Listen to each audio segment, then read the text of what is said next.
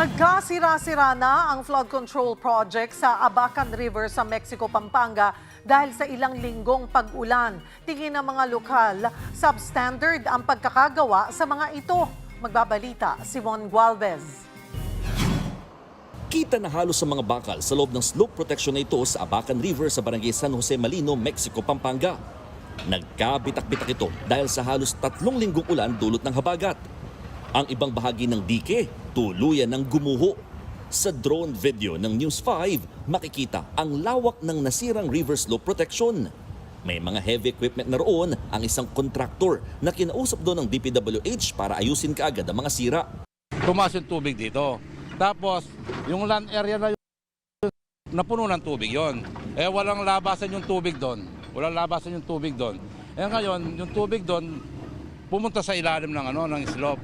Ngayon, pinalambot itong slope protection namin.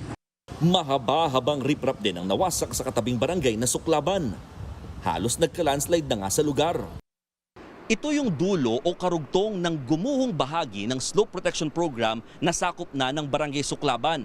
Mahigit 100 metro rin yung lawak o haba ng nasirang flood control project na malaking tulong daw sana kung nagawa lang ng maayos. Tingin ng mga lokal, tinipid ang gawa sa flood control project. Masyado raw manipis ang mga ginamit na bakal. Makikita mo yung mga ginagawa ng Hapon. Diba? Hanggang ngayon, kahit kaano kalaki yung tubig, hindi nasisira.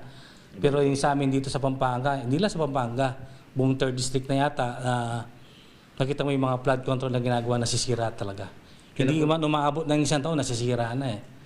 Pero sabi ng nakausap naming foreman, wala raw mali sa gawa nila at standard ng ginamit ng mga bakal. Kumpleto po yung bakal kahit sino mag-check up niyan. Papuputol ko yung 2 kamay ko pag stop standard yan. Dahil sa issue, may nakasampa ng reklamo sa ombudsman laban kina former Senior Deputy Speaker at 3rd District Congressman Dong Gonzales, ilang kaanak nito at mga dating tauhan ng DPWH. Nauna nang sinabi ni Gonzales na pinupolitika lamang sila. Pakiusap na lang sa mga namumuno ng mga residente malapit sa Abacan River na palaging binabaha. Proteksyonan niyo po yung mga residente dito para po malayo ang aksidente. May pendo naman tayo siguro. Kahit paano, gagamitin natin yan dapat. Kapatid, ako, Simon Gualvez, para sa 1PH.